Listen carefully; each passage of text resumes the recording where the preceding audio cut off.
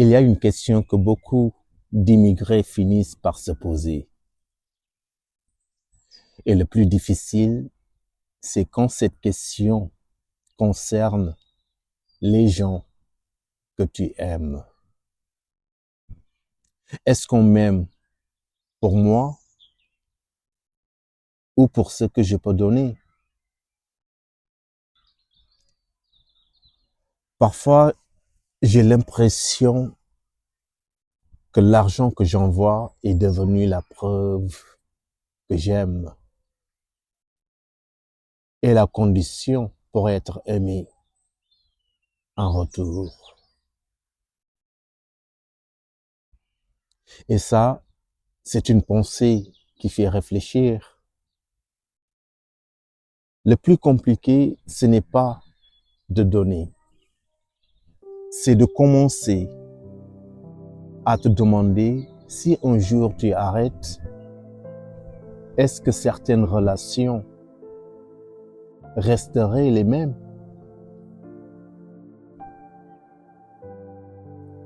Mais il faut aussi être juste parce que de l'autre côté, ceux qui sont restés ne voient pas tout. Ils ne voient pas les nuits difficiles. Ils ne voient pas la fatigue.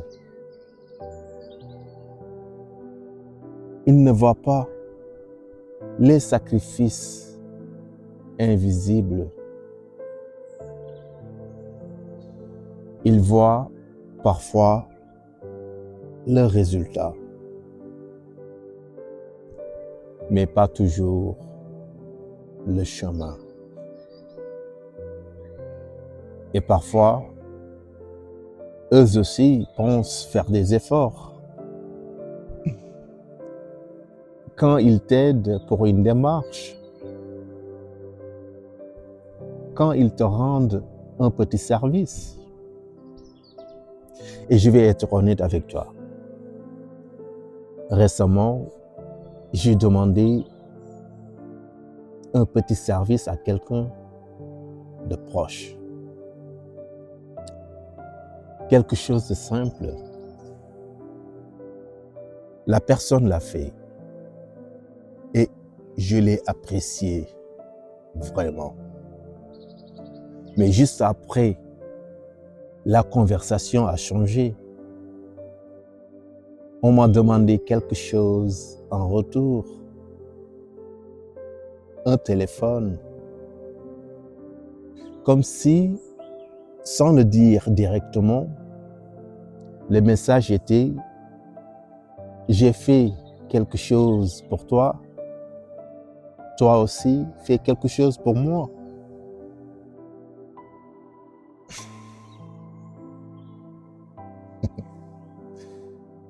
Et sur le moment, je n'ai rien dit. Mais au fond, ça m'a fait réfléchir. Parce que je me suis posé,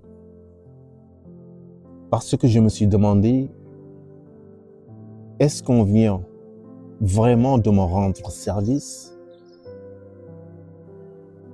Ou est-ce qu'on vient simplement de créer une dette?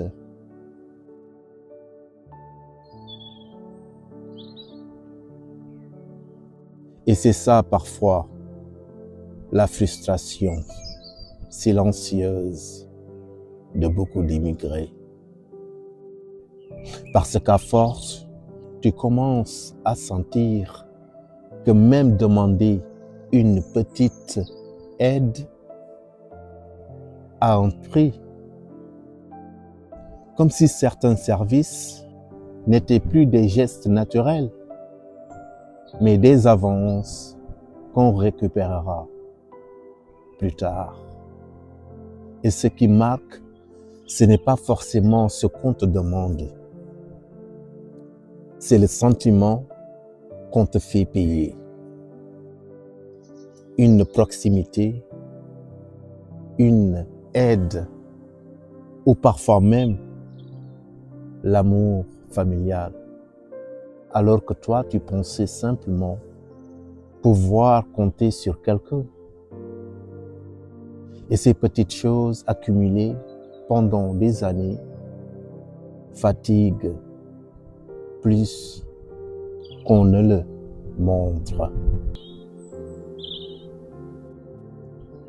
Tu ressens parfois qu'on te le fait payer, qu'on te rappelle le sacrifice, alors que parfois, ce n'est même pas un vrai sacrifice. Et ça crée une distance, pas physique, mais émotionnelle.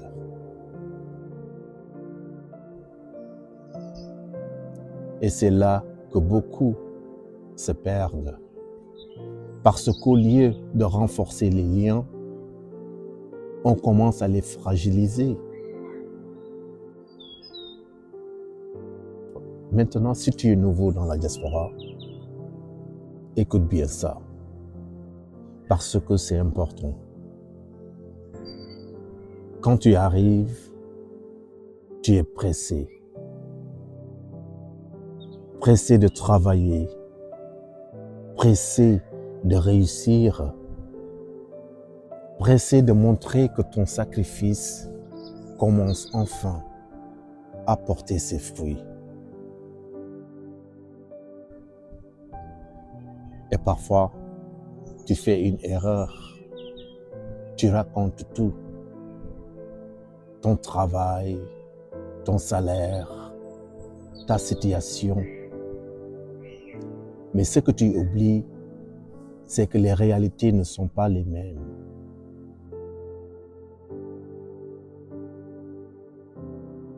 Et sans le vouloir, tu crées des attentes.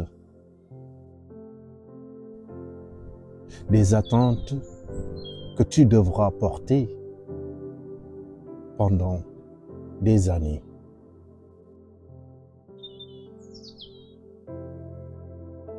Mon conseil est simple. Protège ton début. Ne dis pas tout trop vite. Laisse le temps faire. Construis d'abord. Construis d'abord. Parce que si tu ne le fais pas, tu risques de devenir prisonnier. Prisonnier d'une image que tu as créée toi-même.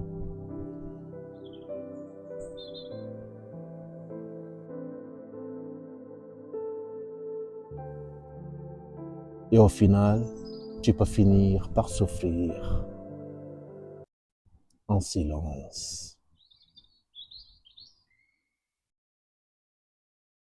Mais malgré tout ça, il y a une chose importante à ne pas oublier.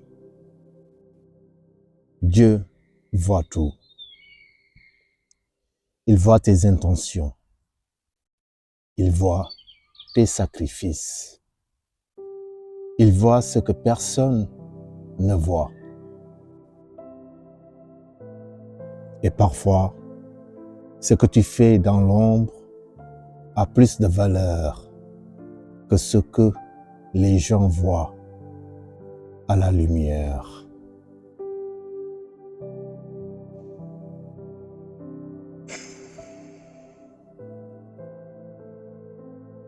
Mais il faut aussi comprendre quelque chose. Aider ne doit pas te détruire. Donner ne doit pas te vider. Et aimer ne doit pas être une transaction. Alors, laisse-moi te poser une question. Est-ce que tu aides par amour ou par pression? Et ceux qui te demandent, t'aiment-ils pour toi ou pour ce que tu peux donner? Parce que comprendre le monde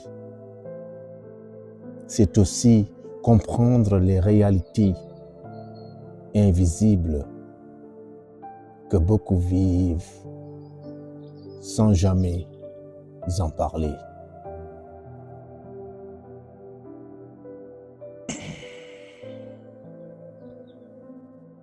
Khadim, comprendre le monde, c'est comprendre les autres, mais surtout ne jamais oublier de se comprendre soi-même.